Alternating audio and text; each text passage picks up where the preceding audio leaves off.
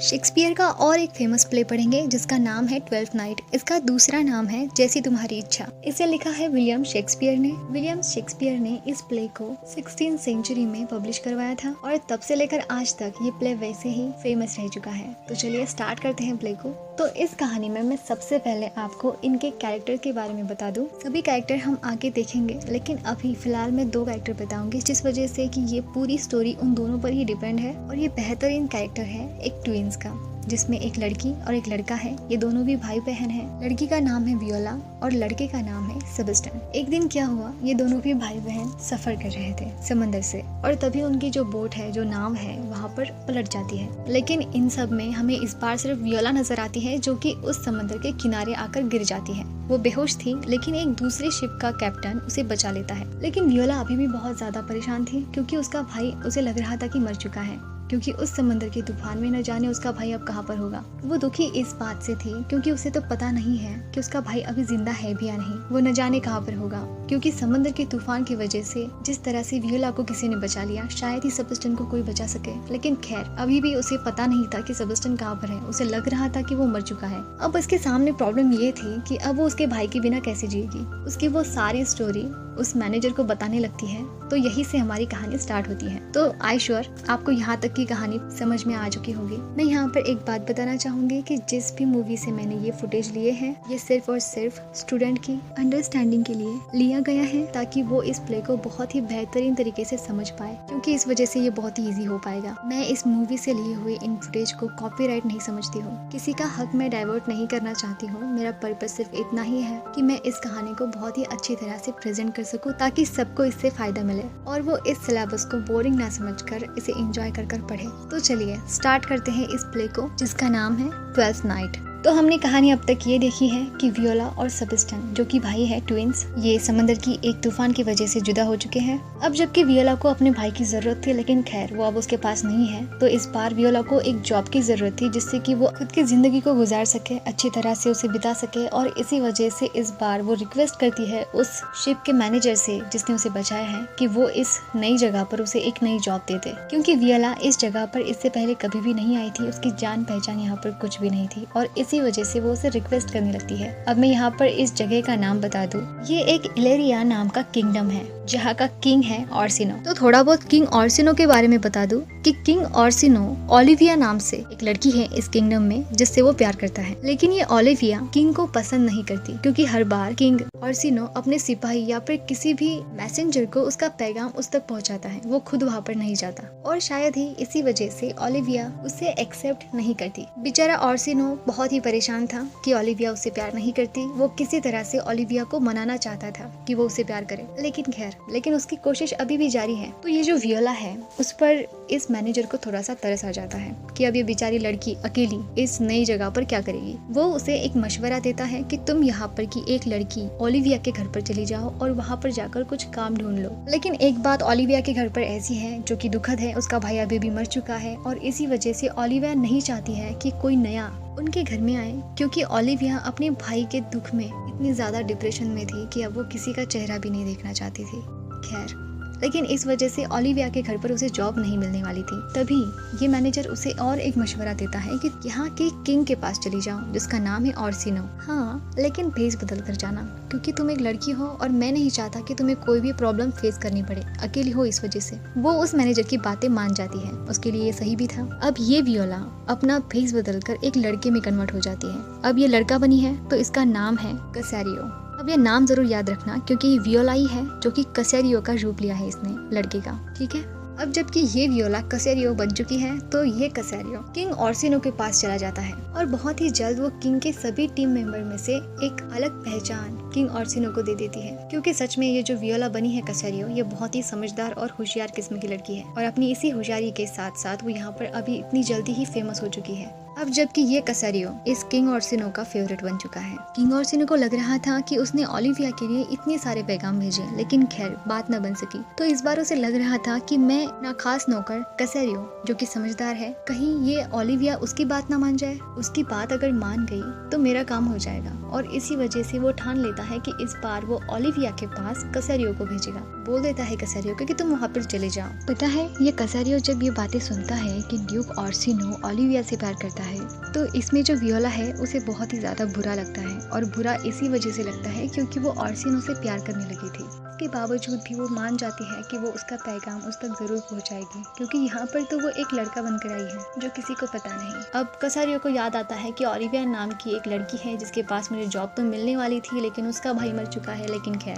वो पिछली बात है, लेकिन अब उसे जाना ही था क्योंकि अपने किंग का जो ऑर्डर है उस कसारियो को ये पूरा करना ही होगा, और उसे ओलिविया के बारे में कुछ पता ही नहीं ऐसा दिखाकर वहाँ पर चला जाता है। मजे की बात तो ये थी कि वो लड़की है, लेकिन किसी को भी पता नहीं है कि कसारियो में एक लड़की छुपी है। अब वो वहाँ पर पहुँच चुका है जहाँ पर ओलिविया रहती है। एक तो ओलिविया पहले से ही उस किंग ऑर्सिनो के पैगामों से परेशान थी, वो इस बार भी उसे मना कर देती है। लेकिन ये ओलिविया इस बार ऑर्सिनो ने जिस मैसेंजर को उसके पास भेजा था जिसका नाम था कसारियो, उसी से उससे प्यार हो जाता है। ओलिविया को थोड़ी ही पता था कि वो लड़का नहीं है, वो वियोला है, जो हमें पता है। सेबेस्टियन की वजह से उसे ऐसा करना पड़ा, उसे कसारियो बनना पड़ा। लेकिन खैर ये तो हो गया लव ट्रायंगल, क्योंकि ये किंग ऑर्सिनो करता है ओलिविया से प्यार, ये ओलिविया करती है कसारियो से प्यार, और ये कसारियो जो कि रियल में एक लड़की है जिसका नाम है वियोला, वो करती है ऑर्सिनो से प्यार। पता है यहाँ पर सबसे ज्यादा परेशान ये कसारियो है, क्योंकि वो तो एक लड़की है ना, क्योंकि उसे पता नहीं था कि आगे उसके वजह से क्या होने वाला है। खैर हम देखेंगे ही। तभी ये ओलिविया कसारियो को अपने दिल की बात बता देती है कि वो किंग ऑर्सिनो से नहीं बल्कि तुमसे, मतलब इस कसारियो से प्यार करती है। कसारियो तो ये सुनने के बाद बहुत ही परेशान हो जाता है और वो वहाँ से तुरंत चला जाता है, क्योंकि अब उसे समझ में नहीं आ रहा था कि वो उसे और क्या बोले और क्या बताए। क्या करने आया था ये कसारियो और क्या हो गया इससे। खैर उन्हीं को कौन टाल सकता है। आई होप कहानी यहाँ तक क्लियर है। अब अगले कैरेक्टर कुछ ऐसे हैं जो कि पूरे ओलिविया के घर से हैं। इसमें हमें ओलिविया के अंकल दिखाई देते हैं जिनका नाम है टॉबी, और इस अंकल टॉबी का फ्रेंड है एंड्रीव्यू। ये एंड्रीव्यू बहुत ही अलग किस्म का आदमी है, इसे हम चापलूस कह सकते हैं। ये एंड्रीव्यू की कहानी ये है कि ये प्यार करता है इस ओलिविया से, लेकिन कोई सचमुच का प्यार नहीं, क्योंकि उसे इस ओलिविया के पास से इस पूरी वेल्थ को जीतना था ताकि वो जिंदगी भर ऐशो आराम से जी सके। इस घर में एक मेड सर्वेंट नजर आती है जिसका नाम है मारिया। इस घर में और एक मेड सर्वेंट है जिसका नाम है मार्वोलियो। अब ये जो मार्वोलियो है ये एक बूढ़ा नौकर है इस घर का, और वो अपनी मालकिन ओलिविया से बहुत ही ज्यादा ऑनेस्ट है। एक तरफ से हम कह सकते हैं कि ये ओलिविया का एक प्यारा नौकर है, इस मारिया से तो ज्यादा ही। एक बार क्या हुआ, ये एंड्रीव्यू और ये टॉबी अंकल घर में शराब पी रहे थे, और इन दोनों का ऐसा ऐशो आराम देखने के बाद ये मार्वोलियो वहाँ पर आकर उन्हें थोड़ा सा फटकार देता है कि मेरी मालकिन के पैसे पर तुम ऐसे एंजॉय करते हो, ये बहुत ही बुरी चीज है। लेकिन इस अंकल टॉबी को इस मार्वोलियो की इस दखल अंदाजी पर बहुत ही ज्यादा गुस्सा आने लगा था। क्या समझता है मार्वोलियो अपने आप को, और वो दोनों मिलकर ठान लेते हैं कि वो उसे सबक सिखाएंगे। लेकिन तभी ये मारिया वहाँ पर आ जाती है, और ये मारिया उन दोनों को बताती है कि जनाब आप टेंशन मत लो, इसे सबक तो मैं सिखाऊंगी। अब जबकि मारिया यहाँ की मेड सर्वेंट थी और ये मार्वोलियो भी यहाँ का मेड सर्वेंट था, ओलिविया का पसंदीदा नौकर था, और इसी वजह से मारिया को भी थोड़ा बहुत उसका गुस्सा आ ही रहा होगा, और इसी वजह से मारिया भी उन दोनों के साथ शामिल हो जाती है। ये मारिया पता है क्या करती है, ये ना एक खत लिखती है जिसकी बिल्कुल भी हैंड राइटिंग इस ओलिविया के साथ मैच हो रहे थे। मारिया ने उस खत को लिखा और टेबल पर रख दिया ताकि इसे आकर ये मार्वोलियो पढ़े, और उसी के मुताबिक ये मार्वोलियो उस खत को जाकर पढ़ भी लेता है। इस खत में पता है क्या है, इस खत में उन्होंने ऐसी ऐसी चीजें डाली थी जिस वजह से इस मार्वोलियो को लगे कि ये ओलिविया उससे प्यार करती है, और उस खत में कुछ ऐसी भी चीजें थी जो कि बिल्कुल भी नॉर्मल नहीं थी। लेकिन ये मार्वोलियो पता है क्या समझता है खुद को, कि शायद ही मेरी ऑनेस्टी की वजह से इस ओलिविया को मैं पसंद आने लगा हूँ, और इसी वजह से ये ओलिविया अब मुझे पसंद करती है। मार्वोलियो को पहले तो उसने जो जो लिखा है जो कि बहुत ही अजीब था, जैसे कि कुछ ऐसी हरकतें जो कि बिल्कुल भी बचकानी हो, लेकिन बाद में उसे लगता है कि अगर ओलिविया चाहती है तो वो ऐसे जरूर बिहेवियर करेगा उसके लिए, उसके खातिर। मार्वोलियो ने इस मजाक को बहुत ही सीरियस लेके रखा था, क्योंकि उसे तो पता नहीं है ना ये मजाक है। लेकिन पीछे से ये तीनों भी, एंड्रीव्यू, अंकल टॉबी और मारिया इसका मजाक उड़ा रहे थे। उनका प्लान तो सक्सेसफुल हो रहा था और जिस तरह से ओलिविया ने मतलब इस मारिया ने ओलिविया के हैंडराइटिंग में जैसे भी लिखा था उसी के मुताबिक ये मार्वोलियो इस बार उस बचकानी हरकतें करने के लिए स्टार्ट हो जाता है। लेकिन इस ओलिविया को इस बार मार्वोलियो के इस बर्ताव का बहुत ही ज्यादा गुस्सा आने लगा था।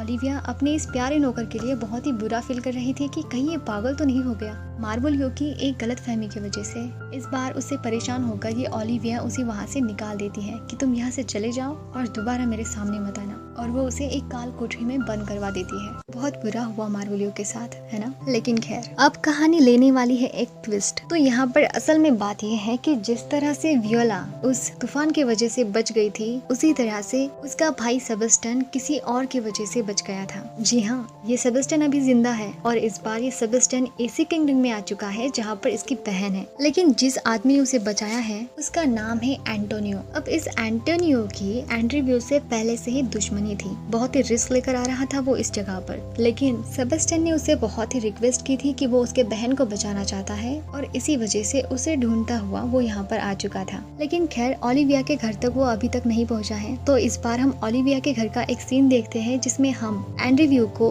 अंकल टॉबी के साथ बातें करते हुए देखते हैं। अंकल टॉबी इस बार एंड्रीव्यू को बताता है कि तुम्हें पता है इस घर में कसेरियो नाम से एक लड़का आता है जिसके साथ ही ओलिविया अब से प्यार करने लगी है। अब इस वजह से तो एंड्रीव्यू को खतरा था क्योंकि एंड्रीव्यू चाहता है ना कि ओलिविया उसकी हो जाए, और इसी वजह से ये अंकल टॉबी इस एंड्रीव्यू को भड़काता है कि तुम जाकर उस कसेरियो को मार दो, कहीं कसेरियो की वजह से तुम्हारा पत्ता कट ना हो जाए। अब इस एंड्रीव्यू को बहुत ही ज्यादा गुस्सा आने लगा कि वो जाकर कसेरियो को मार देगा। अब ये उस घर से बाहर निकल ही रहा था कि तभी वहाँ पर ये सेबेस्टियन एंटोनियो के साथ वहाँ पर पहुँच जाता है। अब जबकि मैंने बताया था कि एंटोनियो और इस एंड्रीव्यू की पहले से ही दुश्मनी है, तो ये एंड्रीव्यू उस एंटोनियो पर हमला कर देता है क्योंकि बहुत साल के बाद ये मौका आया था उसे दुश्मनी निभाने का। उन दोनों में बहुत ही ज्यादा फाइट हो रही थी। एंड्रीव्यू उसे मारे ही जा रहा था। एंटोनियो को इस बार लगता है कि जो सेबेस्टियन उसके साथ आया है वो उसका दोस्त है। वो अपने दोस्त को पुकारता है कि वो उसे बचाए। अब जबकि एंटोनियो के इस बात पर ये सेबेस्टियन वहाँ पर पहुँच जाता है,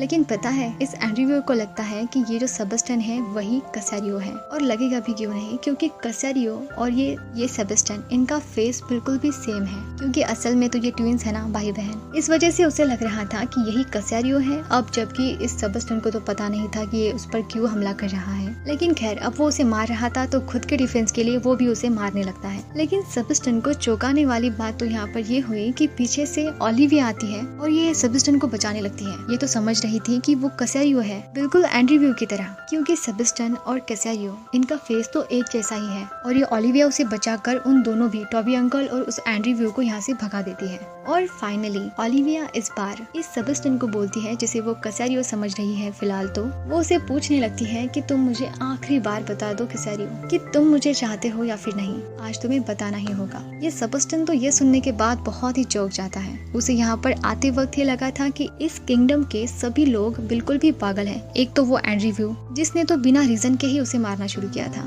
और अब ये ओलिविया, इसकी क्या नई स्टोरी है। अब जबकि ये ओलिविया उसे बहुत ही ज्यादा मिन्नतें करने लगी तो एक बार ये सेबेस्टियन उसकी ओर देखता है कि चलो ठीक है, अनजाने में ही मुझे बहुत ही खूबसूरत लड़की से शादी करने का अपने आप ही मौका मिल रहा है। मौके का फायदा उठाकर ये सेबेस्टियन उससे हाँ कर देता है। ओलिविया भी खुश, सेबेस्टियन भी खुश। लेकिन पता है यहाँ पर कसेरियो और ये उसका किंग ओर्सिनो, ये दोनों अभी भी परेशान थे कि वो किस तरह से ओलिविया को मनाए, क्योंकि अभी तो उन्हें पता नहीं है ना कि ओलिविया ने सेबेस्टियन को चुना है जिसे वो कसेरियो समझ रही थी। लेकिन इस बार ये ओर्सिनो बहुत ही ज्यादा परेशान हो जाता है कि मैं किंग होने के बावजूद भी ये ओलिविया को इतना क्या घमंड है कि मुझे ये इनकार कर रही है। उससे ही गुस्से में वो अपने प्यारे नौकर जिसका नाम है कसेरियो उसको लेकर ओलिविया के घर पर चला जाता है। तो वहाँ पर पहुँचते ही इस सेबेस्टियन और उसकी बहन जिसका नाम है वियोला, जो बना है कसेरियो, उनकी मुलाकात हो जाती है। सेबेस्टियन को फाइनली अपनी बहन मिल चुकी थी और वियोला भी अपने भाई को जिंदा देखने के बाद बहुत ही ज्यादा खुश थी। अब यहाँ पर तो सभी बात सामने आ चुकी थी कि ये कसेरियो जो कि एक लड़का है वो असल में एक लड़की है जिसका नाम है वियोला। इतना बड़ा सच सबके सामने आ चुका था।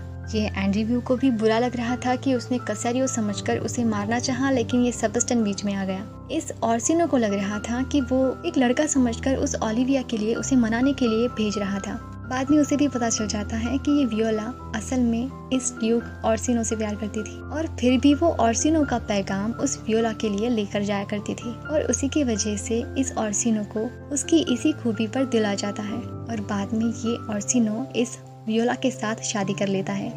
खैर, ये ओलिविया भी सेबेस्टियन के साथ खुश थी। अब जबकि सभी सेट हो चुके थे, सिर्फ रह गया ये एंड्रीव्यू। तो इस प्ले के लास्ट में ये एंड्रीव्यू इस मारिया को एक्सेप्ट कर लेता है, जो कि इस घर की मेड सर्वेंट है, जिसने एक प्लान की वजह से मार्वोलियो को बहुत ही अच्छा सबक सिखाया था। तो यहाँ पर इस प्ले की हैप्पी एंडिंग कंप्लीट हो जाती है। तभी एंट्री हो जाती है इस ओलिविया के खास नौकर की, प्यारे नौकर की, जिसका नाम है मार्वोलियो। अब मार्वोलियो को देखने के बाद तो इस ओलिविया को बहुत ही बुरा लगता है, क्योंकि अब उसे भी पता चल चुका था कि एक खत की वजह से ये सभी गलतफहमियां इन सब के बीच में आई थी। लेकिन खैर, अब जबकि सब कुछ ठीक है तो इसी वजह से ये ओलिविया अपने प्यारे नौकर मार्वोलियो को समझाती है कि जाने दो, जो कुछ हुआ उस बातों को तुम भूल जाओ, लेकिन अब मैं इस सेबेस्टियन के साथ शादी कर खुश रहना चाहती हूँ। मार्वोलियो, तुम इस बात को ज्यादा दिल पर मत लेना। एक तरीके से ओलिविया अपने प्यारे नौकर मार्वोलियो को समझा रही थी, लेकिन ये मार्वोलियो पता है क्या बोलता है, सब के सब मिले हुए हैं, इनमें से एक भी नहीं बचेगा। और यही कहकर वो वहाँ से गुस्से में ही चला जाता है। और इसी के साथ ये प्ले यहीं पर एंड हो जाता है। शेक्सपियर की लिखी हुई ये रोमांटिक कॉमेडी अभी भी बहुत ज्यादा फेमस है। क्यों है ये हम इसमें देख चुके हैं। वीडियो को एंड तक देखने के लिए बहुत बहुत शुक्रिया। फिर मिलेंगे एक नई वीडियो में एक नए प्ले के साथ। Thank you so much for watching me.